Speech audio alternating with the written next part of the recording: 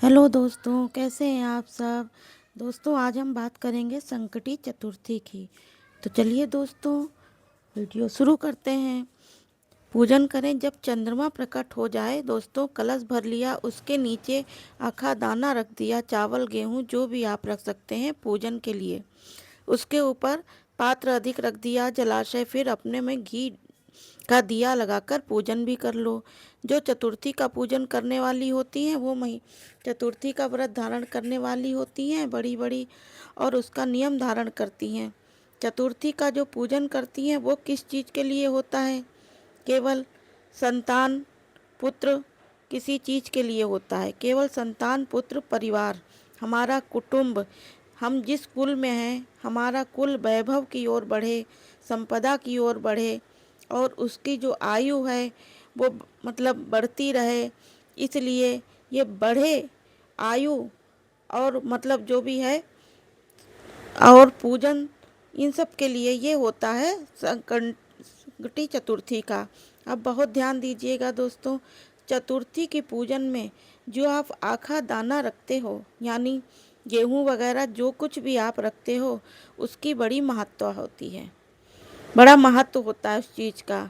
यहाँ कहा गया है कि चतुर्थी की कथा तो आप लोग पढ़ते होंगे, जो पढ़ते होंगे उन्हें मालूम होगा कि चतुर्थी की कथा में लिखा क्या है।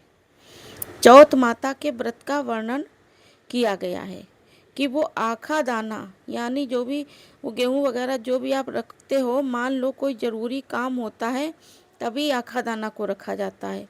संभाल के रखते हैं कि इस काम के लिए जा रहे हैं और हमारा यह काम सफल होना चाहिए। तो चतुर्थी का मतलब होता है चंद्रदेव का पूजन करो, चतुर्थी का व्रत करो। वो गणेश जी से विनती करके वहाँ से 2-4 आखा दाना उठा लो। लेकिन व्यक्ति का काम अटक रहा है, अपने ही घर पर दूसरे कुल को नहीं देना है। अपने ही कुल के अंतर्गत जो काम अटक रहा है उसकी जेब में उसे थोड़ा चीज को रख दिया जाए। तो चतुर्थी अगली आती है, उस महीने में जो आती है, अगले महीने में आप जैसे हैं अलग 4 बड़ी चतुर्थी कहते हैं, उनके अनुसार आपका कार्य सिद्ध होता ही होता है। आखे दाने का इतना महत्व होता है क्योंकि चतुर्थी का व्रत करने वाली जो माताएं व्रत करती हैं, तो स्वयं चतुर्थी की कथा में मतलब लिखा हुआ है कि पार्वती जी गणेश जी से चतुर्थी की कथा, मतलब बचवा चतुर्थी की कथा बाची थी गणेश जी ने। किसने? गणेश जी स्वयं महाराज ने।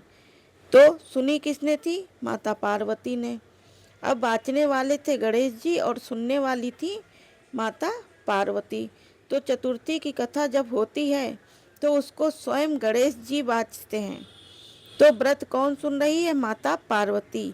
यानी आपने जो आखा दाना लिया, गणेश जी के भाव से लिया, गणेश जी से निवेदन करके, विनय करके, प्रार्थना करके उनको उसको प्राप्त किया।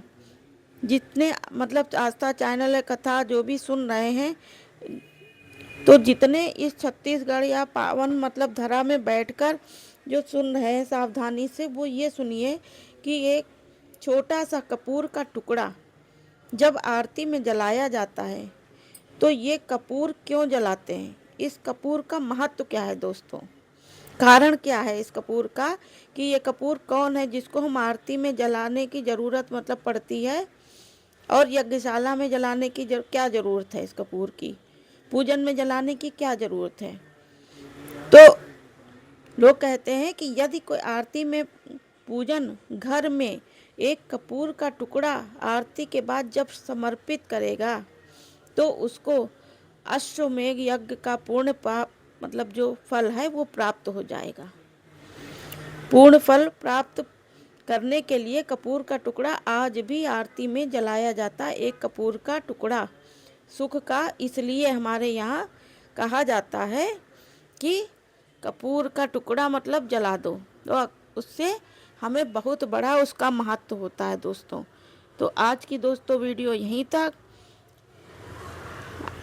हो सके तो चैनल को सब्सक्राइब करिएगा दोस्तों, वीडियो को लाइक करिएगा, और इसकी एक व्रत कथा का वीडियो और मैं डाल दूंगी। तो तब तक के लिए धन्यवाद।